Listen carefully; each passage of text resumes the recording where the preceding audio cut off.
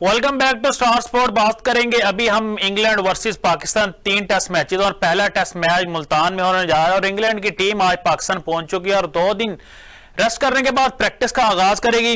राणा साहब, किस तरह आप देख रहे हैं इस टेस्ट सीरीज को? इंग्लैंड अपनी टेस्ट सीरीज जीत के आ रहा है श्रीलंका से और हम बांग्लादेश से 2-0 से वाइट वॉश हुए हैं। तो आप किस तरह अगर कंपैरिजन करें दोनों टीम का, हमें होम एडवांटेज होगा या वो हाल तो नहीं होने वाला जो हमारा बांग्लादेश के साथ हुआ था? देखिए अली, ये बड़ी एक इम्पोर्टेंट सीरीज है। पाकिस्तान के पास एक मौका है कमबैक करने का। अगर हम इसको होम सीरीज के तौर पे कंपेयर करें तो अगर आप कुछ सीखा है बांग्लादेश की सीरीज से तो जाहिर है कि हमें अब बहुत सा जो है वो देखभाल के वो चलना होगा और स्पेशली जो हमने टीम सेलेक्ट की है उसके ऊपर भी हमें नजरसानी करें और जो इंग्लैंड की टीम पाकिस्तान पहुंची है वो भी अब देख लें। तो हमें कंपेयर करने की जरूरत है और अब नो डाउट जिस तरह आपने कहा इंग्लैंड जीत के आ रहा है और हम हार के दोबारा से एक नई सीरीज की तरफ जा रहे हैं और इंग्लैंड का एक टेस्ट में भी बिल्कुल डिफरेंट बिहेवियर है। जी जी। और बेन स्टोक्स जिस तरह उनकी क़यादत कर रहे हैं उनका एक अलग से ही मतलब वो T20 के फॉर्मेट पे टेस्ट को भी खेल लेते हैं और इसी तरह वो अपनी टीम को भी जो है डिसीजन मेकिंग इनकी इतनी स्ट्रांग होती है कि जब भी जहां पे भी वो फैसले लेते हैं वो एक्यूरेट भी साबित होते हैं। लेकिन पाकिस्तान के पास हम कह सकते हैं हारे हैं, लेकिन देखिए नया मैच होता है, नया दिन होता है और नई कंडीशन पे अगर आप मुल्तान में खेल रहे हैं तो फिर इट्स मीन के आपके पास कुछ ना कुछ तो होगा। जी जी। आप प्लानिंग अच्छी करते हैं, हिकमत अमली अच्छी करते हैं और टीम जो फाइनल 11 होती है उसको एक अच्छे तरीके से नॉमिनेट करते हैं तो फिर आई थिंक सो एक टफ कॉम्पिटिशन मिलेगा। लेकिन फिर भी अगर मैं कहीं ना कहीं से रेट करूँ तो हमें इंग्लैंड जो है वो डोमिनेट करते हुए दिखाई देगी, क्योंकि इंग्लैंड जब लास्ट टाइम पाकिस्तान आई थी और उसने पिंडी में पाकिस्तान क्रिकेट के साथ टेस्ट के वो आलमी रिकॉर्ड बनाए थे जी जी। आज तक हमने जो है वो फेस नहीं किए थे। अच्छा राना भाई, पाकिस्तान के अंदर पिचेस की काफी ज्यादा प्रॉब्लम आ रही है, हमें समझ नहीं आती हम बॉलिंग वाली पिच बनाएं या बैटिंग वाली बना लें। बॉलिंग वाली बना ले तो फास्ट बॉलिंग की बना ले तो हमें हमारे गले पड़ जाती है, स्पिन वाली तो काफी देर से हम बना ही नहीं रहे। तो इस दफा कुछ चीजें क्लियर हुई है कि हम किस तरह की पिच रेडी करेंगे? अब बेसिकली हम स्पिन वाली इसलिए नहीं बना रहे कि स्पिनर हम प्रोड्यूस नहीं कर पा रहे। जी जी बिल्कुल। वो हमारे पास टैलेंट नहीं आ रहा है या हमने लोगों को मौका नहीं दे रहे, तो इसलिए वो स्पिनर के ऊपर तो हम जा नहीं रहे। और रही बात बॉलिंग की, तो बॉलिंग में हमारे जो मेन प्लेयर होते हैं वो ऑन द स्पॉट आके जो इंजर्ड भी हो जाते हैं, तो जी जी। जिस वजह से हम फिर फंस जाते हैं और जो दूसरी टीम होती है वो फिर हमें डोमिनेट कर लेती है। और बैटिंग अगर बना लेती है तो बांग्लादेश जैसी टीम आके हमें वो अच्छा खासा जो है वो मार भी लेती है। तो बैटिंग में वैसे ही हम हमारी जो बैटिंग शुरू से ही इसी सेंस में आती है कि वो उस तरह से नहीं चलती, हमारी बॉलिंग स्ट्रेंथ में आती है। तो इट्स मीन के हमें देखें, आपने क्यूरेटर्स को बुलाया, जी जी। ऑस्ट्रेलियन क्यूरेटर्स को लेके आए कि आप अच्छी विकेट्स बनाई जाएंगी एक वर्ल्ड क्लास की, जिस तरह आप स्टेडियम को अपग्रेड कर रहे हैं। लेकिन विकेट्स के ऊपर भी बहुत ज्यादा डिबेट हुई कि विकेट्स को भी जो इसी तरह की, लेकिन आप कंडीशन की बात ना करें। यहाँ पे मैं अगर बात करूं, आपने अमेरिका के साथ T20 मैच खेला जो वर्ल्ड कप में और दूसरे जो मैचेस के लिए आप ये एक बहाना आप कर रहे हैं या एक लेम एक्सक्यूजेज हैं कि आपको कंडीशन ऐसी नहीं मिली या हम ये कंडीशन से मांग नहीं हो सके। आप इंटरनेशनल क्रिकेट खेल रहे हैं, आप एक पाकिस्तान टीम को रिप्रेजेंट कर रहे हैं, गली मोहल्ले के तो क्रिकेट नहीं है जहाँ पे मेरी मुताबिक कंडीशन नहीं मिलेगी तो मैं नहीं खेलूंगा। बिल्कुल। मैं अगर कौन सी विकेट आ गई या मुझे कोई बैटिंग ट्रैक नहीं मिला तो मुझे अच्छी सी बैटिंग नहीं करनी आएगी, तो ये सारे लेम एक्सक्यूजेज होते हैं, इसमें आप नहीं जा सकते। आपकी अपनी होम कंडीशन है, विकेट चाहे जैसी भी हो, बॉलिंग हो, बैटिंग ट्रैक हो, कैसा भी हो, आपने परफॉर्म करना है। आप क्योंकि क्रिकेटर हैं, प्रोफेशनल क्रिकेटर हैं, पार्ट टाइम भी नहीं है, तो इसलिए ये चीजें मैटर नहीं करती जो लोग इन चीजों को समझते हैं। आप किसी और टीम की बात करें, इंडिया ने विकेट बनाई वर्ल्ड कप के फाइनल में और खुद फंस गई थी ऑस्ट्रेलिया के खिलाफ जब खेली। जी जी। इसमें आप इन चीजों को वो कहते नहीं, वो एक्सक्यूज नहीं कर सकते कि विकेट का बिहेवियर क्या रहेगा। आपकी परफॉर्मेंस मैटर करती है, आपकी कारकर्दगी, आपकी फिटनेस मैटर करती है कि आपने कैसे टीम को लेकर चला, आपने अपनी कैसे जो है वो बेस्ट देनी है। तो ये आई थिंक सो कि आप अगर आप खुद फिट हैं तो फिर आपके लिए सारा कुछ ठीक होगा। अच्छा राना भाई, जो हमारे रेड बॉल के कप्तान है शान मसूद, अपनी पहली सीरीज में भी नाकाम रहे हैं, उसके बाद दूसरी सीरीज है, अब ये इनकी तीसरी सीरीज है। अगर खुदा न खासा यहाँ उनके ऑपोजिट रिजल्ट आते हैं तो पाकिस्तान क्रिकेट बोर्ड सोचेगा आगे कि शान मसूद की परफॉर्मेंस भी बड़ी बुरी चल रही है, उनकी अपनी परफॉर्मेंस भी अगर देख लें तो कैप्टनसी भी वो इस तरह कर रहे हैं, तो किस तरह आप उनकी कप्तानी और उनकी परफॉर्मेंस को रीड कर रहे हैं?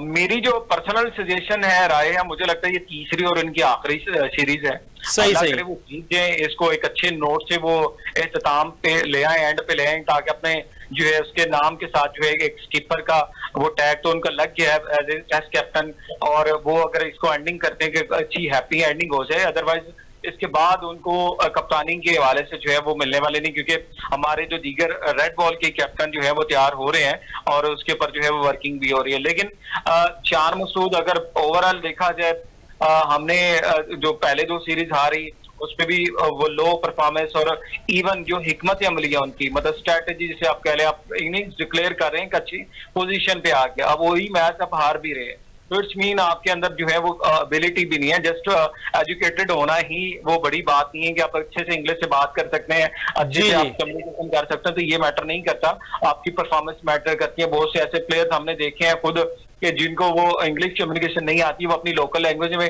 बात भी करते हैं जाके, अगर आप मैन ऑफ द मैच ले रहे हैं, सीरीज ले रहे हैं, तो लेकिन वो टीम को जितवा रहे हैं। तो हमें टीम को जो है विनिंग ट्रैक पे आना जरूरी है, और उसके लिए भी एक और चीज मैं यहाँ पे लाजमी मेंशन करूंगा, टीम सिलेक्शन। और बाबर आजम के हवाले से कहा गया था, गुज़श्ता दिनों एक खबर सामने आई थी, उन्होंने कहा था जी बाबर आजम अपनी मनपसंद के प्लेयर्स को लेते थे, मर्जी के खिलाड़ी ऐड करते थे। तो आई थिंक सो कि अगर आप स्कीपर हैं, कप्तान हैं, आप लीडर हैं, तो आपको अपनी मनपसंद के प्लेयर लेने चाहिए कि वो जो आपको मैच जितवा सकें। मतलब वो लाजमी नहीं कि वो वाले प्लेयर जो कि आपके जस्ट आप लॉबी के हैं या आपके वैसे ही मतलब कोई कहीं ना कहीं आपकी यारी दोस्ती में, उनकी मैं बात नहीं कर रहा। जो प्लेयर आप मैच विन करके दे सकते हैं वो प्लेयर आप लें, ताकि आप एक एज ए लीडर आप एक टीम फाइट करें, आप जीते।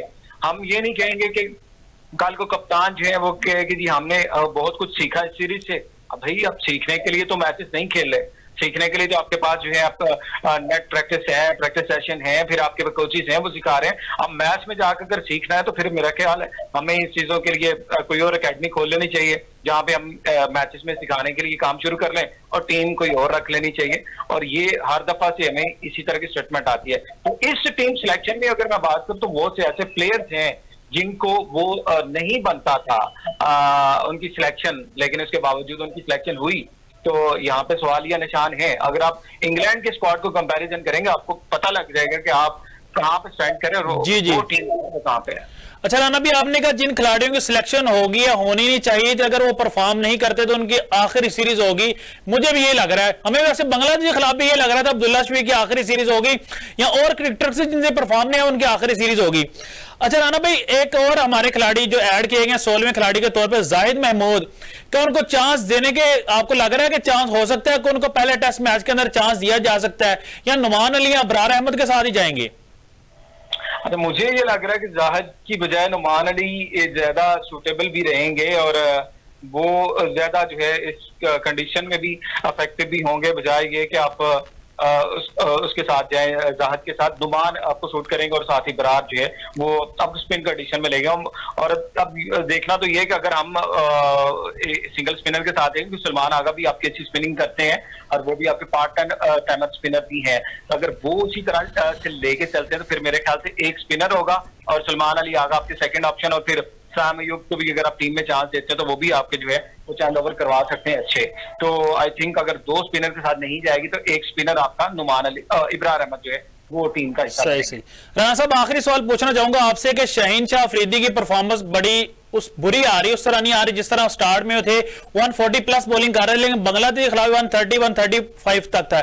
अगर इस सीरीज में भी हमें नजर आता है कि शाहीन शाह अफरीदी उस रिदम में नहीं आ रहे, तो आप किस तरह देख रहे हैं शाहीन शाह के अफरीदी के फ्यूचर को, कि उनको अपनी टेस्ट टीम से मतलब कि हट के व्हाइट बॉल की तरफ ध्यान देना चाहिए या तीनों फॉर्मेट खेलने चाहिए? अच्छा, यहाँ पे जो शाहीन शाह अफरीदी का मैटर है ना वो बड़ा ज्यादा क्रिटिकल हुआ है, वो इसलिए कि उनका जो है वो टीम और परफॉर्मेंस की तरफ ध्यान कम है, बकिया कामों की तरफ ज्यादा है। जी जी, उसी की रीजन की वजह से परफॉर्मेंस इफेक्ट भी करती है, मुतासर भी होती है। जब आप एक कप्तानी के पीछे भाग रहे होते हैं, जब आप एक समझ के लोगों को निशाने पे रखा होता है, जब आपको पता होता है कि मेरे पीछे ये चीजें हैं तो मुझे आगे, जब आप जिस प्लेयर के तौर पे नहीं चल रहे होते तो फिर आपको बहुत सी प्रॉब्लम फेस करनी पड़ती हैं, जो कि शाहीन शाह अफरीदी को आपने बॉलिंग स्पीड की बात करी वो लो हुई, वो इस सूरत में फेस कर रही। उनकी पेस, विकेट की एक उनका कहा जाता है पहले ओवर में विकेट निकालने की उनके पास एबिलिटी थी, वो माइनस होती जा रही है। मतलब इसी तरह वो मतलब इससे दूर होते जा रहे हैं। तो I think so Haris Rauf ने जिस तरह से टेस्ट रेड बॉल क्रिकेट को स्किप किया, उन्होंने खुद से इनकार कर दिया था, उसके बाद उनका मसला बना सेंट्रल कॉन्ट्रैक्ट का भी, और ये भी हमें जो है वो शॉर्टलिस्ट हो जाएंगे प्लेयर एक दो सीरीज के बाद, जिसमें पता लग रहा है कि शाहीन शाह अफरीदी जस्ट हमारे पास T20 फॉर्मेट के लिए खेल रहे हैं, क्योंकि हमें पता भी है हमारे प्लेयर के जो पास जितना स्टैमिना है ना 4 ओवर का स्टेमिना किसके पास और 10 ओवर कौन करवा सकता है और फिर 40 ओवर कौन करवा सकता है, तो वो फिर उसी हिसाब से मैनेज करने पड़ेंगे। अदरवाइज आप इन प्लेयर के साथ अगर टेस्ट में भी जा रहे हैं, रेड बॉल में भी जा रहे हैं, ओडीआई में भी जा रहे हैं, T20 में भी जा रहे हैं, परफॉर्मेंसेस आपकी बिल्कुल डिफरेंस हो जाएंगी। जी बहुत शुक्रिया राणा साहब, आपने हमें कीमती टाइम दिया। हमारे साथ मौजूद है अभी senior sports analyst Rana Sajid साहब। नाजरीन, पाकिस्तान क्रिकेट पे अगर हम देखें तो अभी रिसेंटली मोहम्मद यूसुफ साहब का भी इस्तीफा आया है, उससे पहले उसके बाद जो अभी थोड़ी मीटिंग हुई है, जो कनेक्शन कैंप हुआ है पीसी के अंदर, तो वहां कुछ चीजें क्लियर हुई थी कि पाकिस्तान के जो व्हाइट बॉल के कप्तान है बाबर आजम, वो 2025 तक कप्तान रहेंगे। लेकिन अचानक आज बाबर आजम इस्तीफा दे देते हैं व्हाइट बॉल से, उन्होंने कह दिया मैं अब कप्तानी नहीं करूंगा। क्या वजह बनी है कि क्या वजूहत थी? जो जराए से हमें पता चल रहा है कि गैरी क्रिस्टन ये चाह रहे थे कि हम T20 में अलग कप्तान बनाए और व्हाइट बॉल में बाबर आजम को कंटिन्यू रखें। ये अभी जराए बता रही है, बात कंफर्म नहीं आपको कह रहा। और अब पता चल रहा है कि बाबर आजम ने इस्तीफा दे दिया। क्या बाबर आजम की उस तरह बात नहीं हो रही थी जिसकी वजह से उन्होंने इस्तीफा दे दिया है? पाकिस्तान क्रिकेट बोर्ड जा किस सिमत रहा है अभी हमें समझ नहीं आ रही। हम बांग्लादेश से आ रहे हैं, हम वर्ल्ड कप के अंदर बुरी परफॉर्मेंस दे के आए हैं, हम इंडिया से जीता हुआ मैच आ रहे हैं, उसके बाद हम यूएसए से भी आ रहे हैं मैच। तो हमारा क्रिकेट बोर्ड किस तरफ जा रहा है, किस तरह के फैसले ले रहा है? अभी हमने चैंपियंस कप करवाया, हमने लाखों करोड़ रुपए वहां वेस्ट किए हैं, लेकिन हमारे पास कोई भी नया टैलेंट सामने नहीं आया। और जिन खिलाड़ियों ने परफॉर्म किया ये वही खिलाड़ी थे जो पाकिस्तान के अंदर कभी आउट होते हैं, कभी इन होते हैं। तो अगर इसी तरह ही चलता रहा तो पाकिस्तान क्रिकेट का फ्यूचर क्या होगा? क्या पाकिस्तान क्रिकेट का वही हाल होने वाला तो नहीं जो पाकिस्तान हॉकी का हुआ है, या पाकिस्तान फुटबॉल का है, या पाकिस्तान स्क्वैश का है? ये अब वक्त ही बताएगा। और एक अहम सीरीज आ रही है जिसके अंदर इंग्लैंड पहुंच चुकी है पाकिस्तान के अंदर, और 2 दिन रेस्ट करने के बाद प्रैक्टिस का आगाज करेगी और पहला टेस्ट मैच 7 अक्टूबर से मुल्तान में खेला जाएगा। देखना ये बाकी है पाकिस्तान के बैटर्स, पाकिस्तान के कप्तान और पाकिस्तान के बॉलर किस तरह परफॉर्म करते हैं इस सीरीज में। इसी के साथ अपने मेजबान अली अहमद को दीजिएगा इजाजत, मिलते हैं इंशाल्लाह अगले प्रोग्राम में।